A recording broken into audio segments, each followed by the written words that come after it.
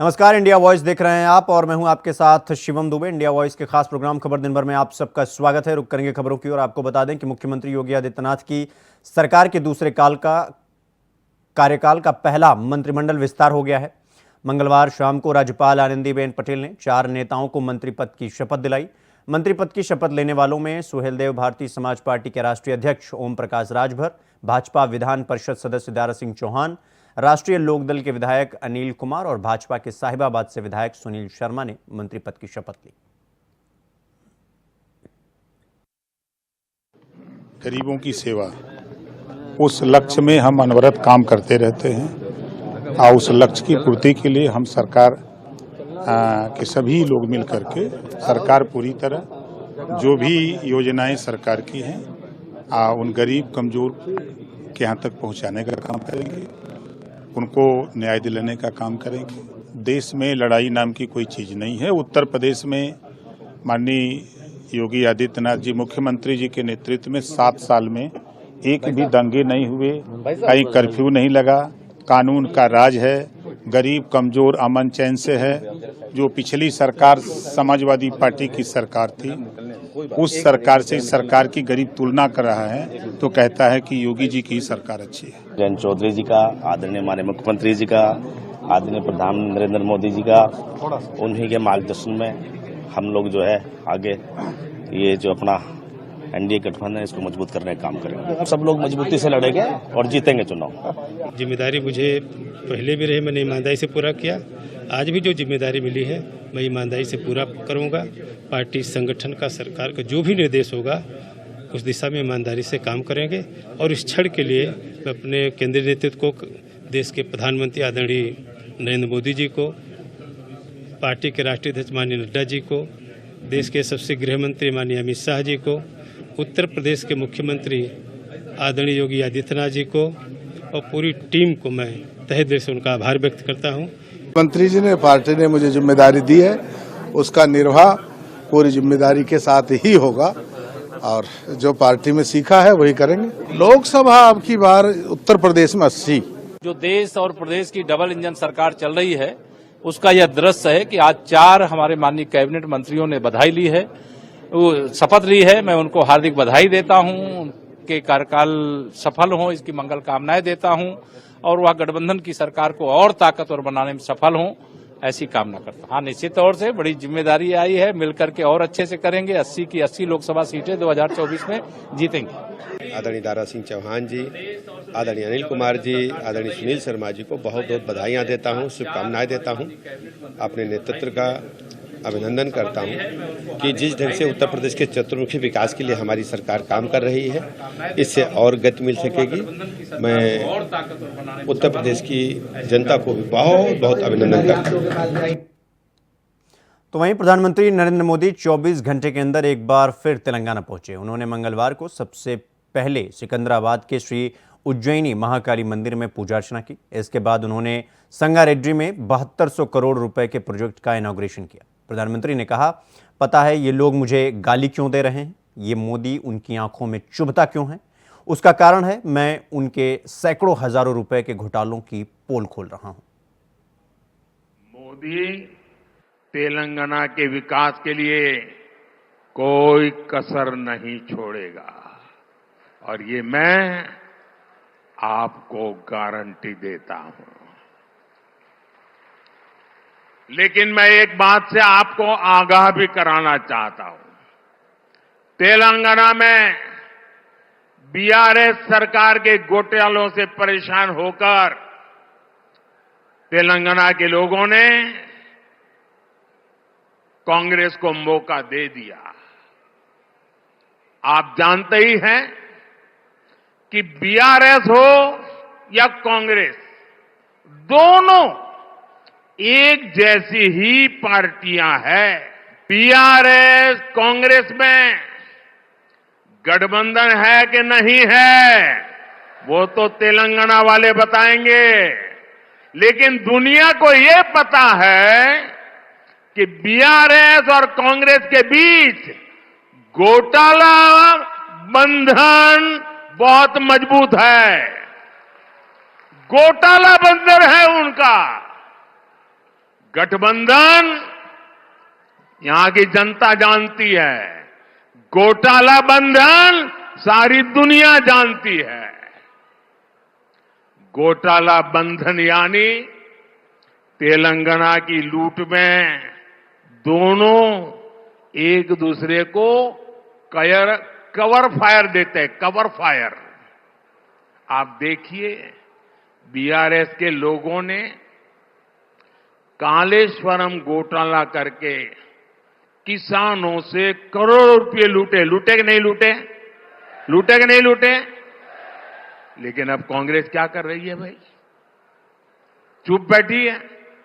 ये लोग बीआरएस के घोटालों की जांच तक नहीं करा रहे हैं, ऊपर से फाइलें खोज खोज करके दबा रहे हैं, क्योंकि इन्हें लगता है कि इनके भी कई लोग बीआरएस के साथ घोटाले में शामिल है।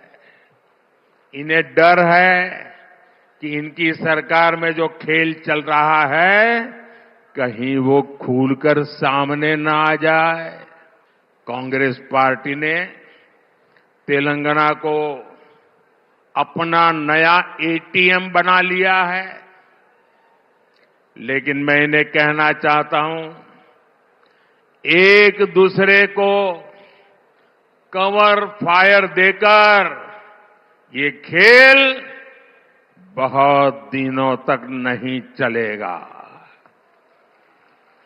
क्योंकि मोदी सरकार में सर्जिकल स्ट्राइक भी होती है और एयर स्ट्राइक भी होती है। मुझे आपका भरपूर आशीर्वाद चाहिए। आशीर्वाद मिलेगा ना? भरपूर मिलेगा ना? जी भर के मिलेगा ना? दिल खोल के मिलेगा ना? और इसीलिए तो तेलंगाना का हर इंसान कह रहा है, हर मतदाता कह रहा है, अब की बार 400 पार, अब की बार खबरों में आगे बढ़ेंगे। अगली खबर देहरादून से है, जहां नगर आयुक्त और नगर निगम के कर्मचारी से अभद्रता करने का भाजपा विधायक महेश जीना का वीडियो इंटरनेट पर तेजी से वायरल हो रहा है, जिसका उत्तराखंड से सल्ट विधायक ने विपक्षी पार्टी और नगर निगम के कर्मचारियों के आरोपों का पूर्ण रूप से खंडन किया है। उन्होंने कहा कि नगर निगम के ठेकेदारों और अपने बीच हो रही बंदर बांट को छुपाने के लिए उन पर गंभीर आरोप लगाए जा रहे हैं। साथ ही वो नाराज कर्मचारियों से माफी नहीं मांगेंगे। इनके द्वारा, कमिश्नर साहब के द्वारा लगातार धांधली चल रही है, और ये अपने ही जो कुछ कर्मचारी जो इनसे डेली वेजेस वगैरह पे जुड़े हैं, उन्हीं के द्वारा टैंकर इत्यादि का ठेका भी उन्हीं को देते हैं और उन्हीं के बिहाफ पे काम कर रहे हैं। और साथ ही लगातार कुछ ही पार्टियां यहाँ पर निगम में छोटे मोटे सारे कार्य जो है इन्हीं की मिलीभगत से चल रहा है, और उसी को छुपाने के लिए कोई पेपर देने को तैयार भी नहीं थे, और साथ ही एक मतलब जनप्रतिनिधि को दबाने का प्रयास इनके द्वारा किया जा रहा है। कहीं भी मेरे द्वारा बार बार मेरे को ब्लैकमेलिंग करने के लिए लोगों को झूठी बात बताई जा रही है कि मेरे बेटे का इसमें कोई ठेका है। मेरा बेटा तो इस प्रकार का कोई कार्य कूड़े का या इस तरह का कोई कार्य हम लोग करते नहीं है। और अभी आप पता भी कर लेंगे, जो कंपनियों ने उसमें पार्टिसिपेट किया है उन कंपनियों के साथ मेरा किसी प्रकार का इन्वॉल्वमेंट नहीं है। और आप देख ही रहे हैं, चुनाव का टाइम है, और ये जान के वो कांग्रेस के कुछ लोग ऐसे वीडियो डाल के विधायक के बेटे को ठेका नहीं मिला और ये नहीं मिला, खाली इस प्रकार की भ्रांतियां फैलाने का प्रयास कर रहे हैं। आप किसी की जुबान तो पकड़ नहीं सकते। देखो, हाथ कंगन को आरसी क्या, पढ़े लिखे को फारसी क्या। आप जाएं, टेंडर जिन्होंने भरा है, आप उसमें अगर प्रूफ कर दें कि मेरे बेटे का नाम कहीं भी है तो मैं अगले दिन रिजाइन कर दूंगा, नहीं तो कमिश्नर को बोलो कि वो खुद अपनी पोस्ट से रिजाइन कर दे। और अगर मेरे बेटे का उसमें कहीं नाम हो उन टेंडरों में तो। अगली खबर जौनपुर से है, जहां उत्तर प्रदेश के बाहुबली और पूर्व सांसद धनंजय सिंह को कोर्ट से बड़ा झटका लगा है। आपको बता दें कि रंगदारी और अपहरण के मामले में कोर्ट ने उन्हें दोषी करार दिया है। धनंजय के करीबी संतोष विक्रम को भी दोषी माना गया है। दोनों को दोषी मानते हुए कोर्ट ने फैसला सुरक्षित रख लिया है। कल यानी बुधवार को दोषियों को सजा सुनाई जाएगी। आपको बता दें कि नमामि गंगे प्रोजेक्ट के मैनेजर की शिकायत पर धनंजय सिंह के खिलाफ केस दर्ज किया गया था।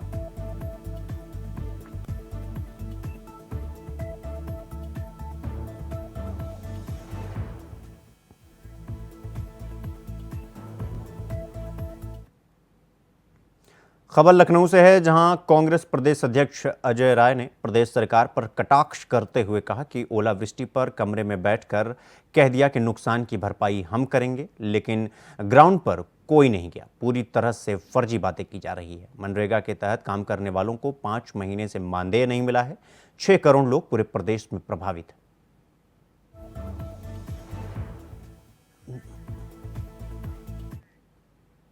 तो वहीं ओम प्रकाश राजभर के बेटे अरुण राजभर का बड़ा बयान सामने आया है। आपको बता दें कि अरुण ने कहा कि मैं और मेरा परिवार पीएम मोदी को धन्यवाद देता हूं। हमारे पिताजी ने जो संघर्ष किया आपने सामने वो आज दिखाई दिया। छोटे और गरीब परिवार से निकल करके आज यहां तक पहुंचे हैं। देश की जनता तमाम उन वंचित वर्ग राजभर की लड़ाई सड़क से सदन तक लड़ते हैं। आज मेरा पूरा परिवार ने पिता राजभर को शपथ लेते हुए देखा। सबको धन्यवाद, सबको बहुत बहुत शुभकामनाएं। माननीय ओम प्रकाश राजभर जी मंत्री का शपथ लेंगे, जो आप लोगों की मंशा से पूरा होगा। गरीब, कमजोर, उपेक्षित, पिछड़े, दलित, आदिवासियों का आज मनोबल ऊंचा होगा। कमजोरों की लड़ाई सदन से सड़क तक लड़ने का काम जो माननीय ओम प्रकाश राजभर ने किया था, आज हम लोग भी उसके साक्षी बनेंगे। और जिन विरोधियों ने माननीय ओम प्रकाश राजभर जी को हमेशा से गाली देने का काम किया, अपमानित करने का काम किया, आज उन सबको भी जवाब मिल जाएगा कि देश के प्रधानमंत्री जिस नीतियों को आगे बढ़ा रहे हैं, माननीय योगी आदित्यनाथ जी जिस नीतियों को आगे बढ़ा रहे हैं, उसी नीतियों को माननीय ओम प्रकाश राजभर जी धरातल तक गरीबों को आगे बढ़ाने का प्रयास करेंगे। खबर प्रयागराज से है, जहां लोकसभा चुनाव से पहले महिलाओं को बीजेपी से जोड़ने की मुहिम के तहत शुरू किए गए 3 दिवसीय नारी शक्ति वंदन कार्यक्रम के तहत मंगलवार को बीजेपी महिला मोर्चा की महिला कार्यकर्ताओं ने स्कूटी रैली निकाली, जिसमें प्रधानमंत्री मोदी को तीसरी बार प्रधानमंत्री बनाने के लिए संकल्प को लेकर स्कूटी रैली निकाली गई। तो वहीं इस रैली में बड़ी संख्या में मुस्लिम महिलाएं भी शामिल हुई।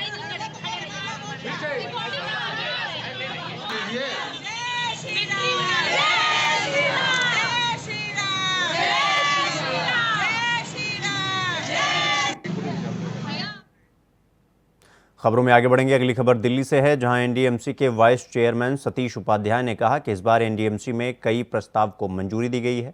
आपको बता दें कि काफी समय से कुछ पदों पर भी प्रमोशन होना था, उसको भी मंजूरी दी गई है। करोड़ों रुपए का बजट इस मीटिंग में पास हुआ है, जो एनडीएमसी के कई क्रम में काम आएगा। तो वहीं पानी और बिजली की बात करें या हाउस टैक्स की बात करें, तो ऐसे कई योजनाओं पर आज प्रस्ताव पास हुए हैं।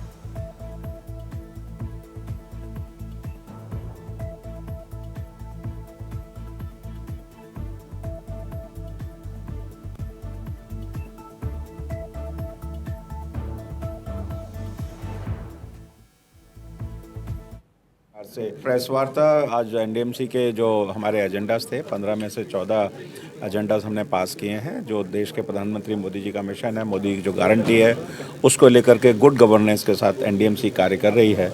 और इसमें जनता से जुड़े हुए मुद्दे भी थे, इसमें कर्मचारियों से जुड़े हुए मुद्दे भी थे, इसमें पानी का मुद्दा भी है, इसमें बिजली का मुद्दा भी है, इसमें सेवाओं के विस्तार का मुद्दा भी है, इसमें सीवर लाइन को जो हमने ठीक करना है उसको भी हम ऑगमेंटेशन कर रहे हैं। हमारे जो पानी के मीटर हैं उनको बदलने का भी मुद्दा इसमें लेकर के आए हैं, वो भी हम कर रहे हैं। एनटीपीसी के साथ हमारा जो पावर एग्रीमेंट है उसको भी हम आगे बढ़ा रहे हैं। हमारी जो पोषण है, प्रधानमंत्री का मिशन है कि किस प्रकार से सभी को पोषण मिले, हम सेमी ऑटोमेटेड अपनी किचन मिड डे मील वो भी बनाने जा रहे हैं। तो हर घर को, जितने भी हमारे 4500 झुग्गियाँ हैं, क्लस्टर हैं, उन सभी में हर घर नल का जो मिशन है वो भी हम लेकर के जा रहे हैं। तो हमें कह सकता हूँ कि बहुत महत्वपूर्ण मुद्दे आज की मीटिंग में थे, जिसमें एनडीएमसी ने आज सभी विषयों को पास किया है। खबर उन्नाव से है, जहां सांसद साक्षी महाराज ने बड़ा बयान दिया है, जहां उन्होंने कहा कि राहुल गांधी, अखिलेश यादव के कार्यक्रम में भीड़ को लेकर उन्होंने ये कहा कि भारत की जनता की नब्ज पकड़ने की कोशिश करिए। ऐसे तो जब बंदरिया का नाच नचाया जाता है तो वहां भी भीड़ इकट्ठी हो जाती है। तो वहीं जाति जनगणना पर उन्होंने कहा कि जिस तरह से बिहार में जाति जनगणना हुई थी वो सौहार्दपूर्ण नहीं था।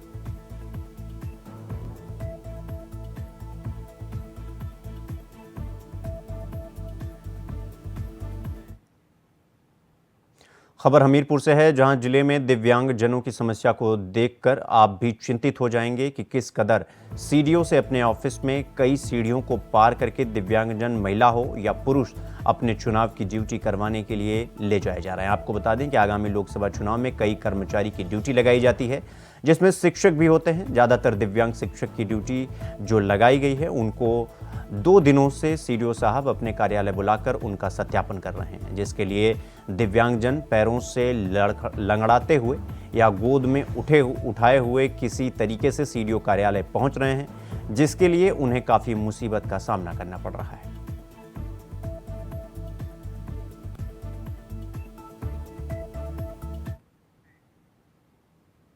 खबर प्रयागराज से है, जहां यूपी एटीएस द्वारा नक्सली गतिविधियों में संलिप्त 2 अभियुक्तों को पुलिस ने गिरफ्तार किया है। आपको बता दें कि वर्ष 2019 में आईपीसी की धारा 120B और धारा 121 में ये दोनों जो अपराधी गिरफ्तार किए गए हैं, ये मोस्ट वांटेड थे।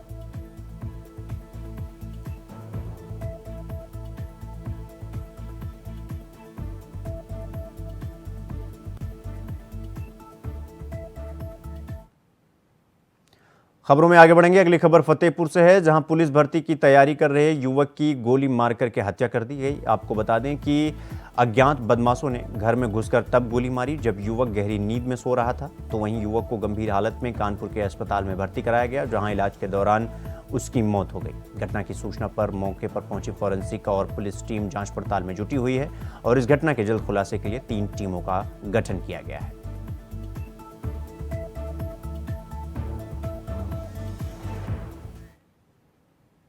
खबर मैनपुरी से है, जहां भारतीय जनता पार्टी के सहकारिता मंत्री प्रेम सिंह साक्य ने बड़ा बयान देते हुए कहा कि इस बार मैनपुरी सांसद सीट पर भाजपा का ही कब्जा होगा। वहीं मध्य प्रदेश के मुख्यमंत्री डॉक्टर मोहन यादव यूपी में जनसभाएं करेंगे ताकि लोकसभा चुनाव में यादव वोट को रिझाया जा सके। आगे उन्होंने ये भी कहा कि भारतीय जनता पार्टी अगर मुझे भी प्रत्याशी बनाती है तो भी इस बार भाजपा ही सीट जीतेगी। आजमगढ़, कन्नौज, यूपी के कई जिले ऐसे हैं जहां सपा ने अपने प्रत्याशी ही नहीं उतारे।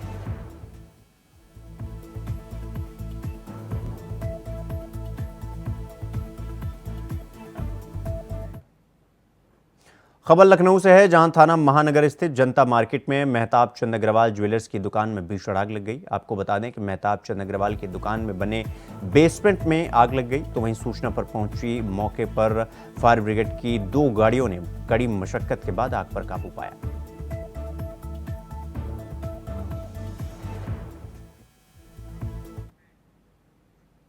खबर शाहजहांपुर से है, जहां निगोही थाना क्षेत्र के हरसैली गांव में गन्ने के खेत में एक कंकाल और कपड़े मिले।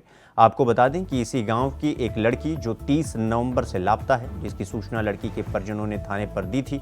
फिलहाल कंकाल की पहचान नहीं हो सकी है। तो वहीं पुलिस ने लापता लड़की के परिजनों को बुलाकर पहचान कराने की कोशिश भी की, लेकिन पहचान नहीं हो सकी। परिजनों ने कुछ भी कहने से इनकार कर दिया, जिसके बाद मौके पर पहुंची फॉरेंसिक टीम ने जांच पड़ताल शुरू किया। अब डीएनए रिपोर्ट आने के बाद ही कुछ स्पष्ट हो पाएगा।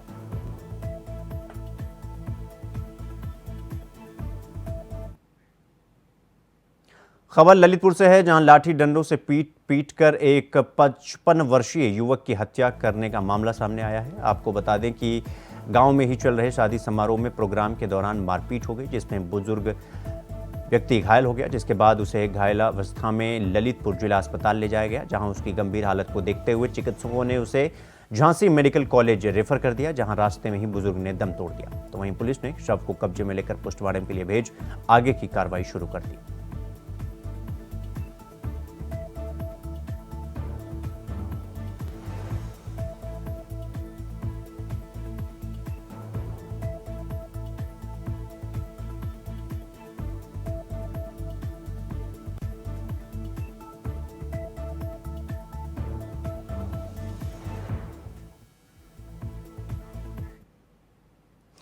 खबर लखनऊ से है, जहां चौक पुलिस ने सराहनीय कार्य करते हुए केजीएमयू के सर्जिकल वार्ड की दूसरी मंजिल से एक युवक को आत्महत्या करने से एक सिपाही ने अपनी सूझबूझ से उस युवक की जान बचाई। तो वहीं इस पूरी घटना का वीडियो सोशल मीडिया पर वायरल हो रहा है।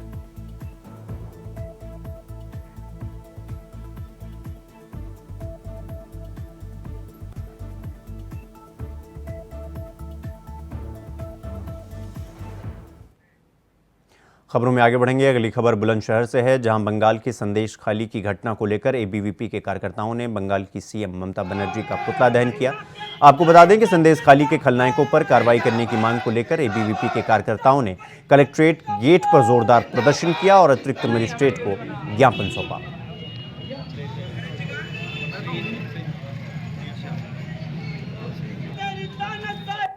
आज हम सभी अखिल भारतीय विद्यार्थी परिषद के कार्यकर्ता हैं। मेरा नाम शिवा पंडित है। मैं विद्यार्थी परिषद बुलंदशहर विभाग संयोजक के कार्य पर कार्यरत हूँ। और जो आज यहाँ पर विद्यार्थी परिषद द्वारा पुतला दहन किया गया है, ये किया गया है पश्चिम बंगाल में चल रही ममता सरकार का। जैसा कि हमें आए दिन देखने को, दिन प्रतिदिन मीडिया के माध्यम से देखने को मिल रहा है कि पश्चिम बंगाल में जो संदेश खाली नामक स्थान है, वहाँ पर टीएमसी के कार्यकर्ता जो कि एक गुंडे का रूप अपना चुके हैं और वहाँ पर जो दलित महिलाएं हैं उनके साथ में वो छेड़खानी करते हैं, उनका उत्पीड़न कर रहे हैं, उनके साथ शोषण कर रहे हैं। आए दिन वहाँ के पर उनके साथ में बलात्कार जैसी घटनाएं हो रही हैं, जिनकी ना तो वहाँ पे स्थानीय प्रशासन कोई संज्ञान ले रहा है, ना ही उनका कोई मुकदमा पंजीकृत किया जा रहा है। खबर दिन भर में फिलहाल अभी के लिए बस इतना ही। देश दुनिया की तमाम खबरों को देखने के लिए देखते रहिए इंडिया वॉइस। नमस्कार।